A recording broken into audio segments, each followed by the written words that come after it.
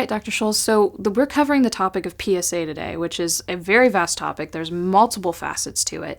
But can you talk about the origins of PSA and also what a normal PSA should be to a man who does not have prostate cancer? Yeah, obviously very controversial and very important. We're talking about, tens of millions of men that are, 40 or 50 or older that should be doing this blood test once a year to make sure they don't let prostate cancer slip through. One patient described the PSA as the check engine light blood test for men. Because the check engine light, people understand that it's not really measuring anything. It's just saying, hey, there's a light on. You better go to the mechanic, get checked out, find out what's going on. So why would that be controversial? We've all heard about people saying bad things about PSA. And the reason is that when you go to the mechanic, sometimes the mechanic does work on your car that you don't need. And that's in the prostate cancer world, I don't think it's because of dishonesty per se, but I think it has to do with as technology has moved forward over the last 10, 15 years, it's been hard for the physicians to keep up with how quickly things are changing. And historically, when you hear the word cancer, you think action, get to surgery, save your life from the cancer. And that was a reasonable conclusion 15, 20 years ago, but now we know that there's many types of mild prostate cancer that don't need immediate treatment, and the industry's coming around slowly. But that's where the controversy lies. There's no problem with the test itself as long as you interpret it as a check engine light and not as something that will tell you yes or no, I need treatment. That is determined by other factors, biopsy results, scan results, and thorough study as to what type of prostate cancer you're dealing with. Right. So when it comes to why is PSA so controversial? I mean, this is a huge topic, but it seems like a lot of urologists were giving PSA tests and they stopped, and now it's kind of coming back. Yeah, the urologists have been pretty steadily behind PSA throughout this whole time period. But the primary care physicians, the ones that are performing most of these screening tests, have been concerned that their patients have been shuffled into too much treatment. And to protect their patients, some of them decided it was in their best interest to stop doing PSA testing.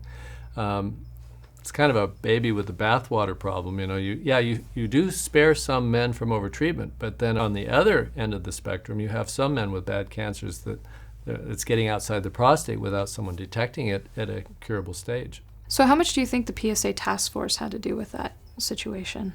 Well, they pretty much started. This is the group of government appointed body back in 2012 that came out and said all these negative things. They recanted in 2016, and the PSA was brought back as a viable blood test if it's used properly. So can you discuss, if they're going to get a PSA test, they get their results from their primary care physician. What should a normal PSA be for a man who does not have prostate cancer? So the usual threshold, depending on the lab, would be either 4.0 or less would be normal, or 2.5 or less would be normal. Different labs and different PSAs are out there. That's a reasonable threshold to use as an action point for further intervention. It's not a perfect test, but when you're screening millions of people, you have to set some sort of threshold to take action. So what happens if a PSA comes back and it's under 1? So very low PSAs portend a very good prognosis. Men that are under 1 are at very low risk for getting clinically significant prostate cancers. People say 1. I mean, normally a normal PSA would be around less than 4 or less than 2.5.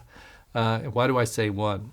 Well, it turns out that people can have significant prostate cancer with a PSA of 2 or 3, and that means that you can't just blanket statement say if it's under 4, everything's fine. However, you have to draw the line somewhere. Are we going to be doing MRIs on everybody with a PSA over 1? No. So the other things that are looked at are how big the prostate is, how fast the PSA is changing over time, And maybe we should address those each individually. I think that's good. Yeah. So let's talk about the ratio of how high the PSA is to how big the prostate is. This is called PSA density, and a normal PSA ratio is about 10 to 1. So if the prostate has been measured with an ultrasound or an MRI, and the gland is, say, 30 cc's, 40 cc's, which would be a normal-sized prostate, the PSA should be around 3 to 4.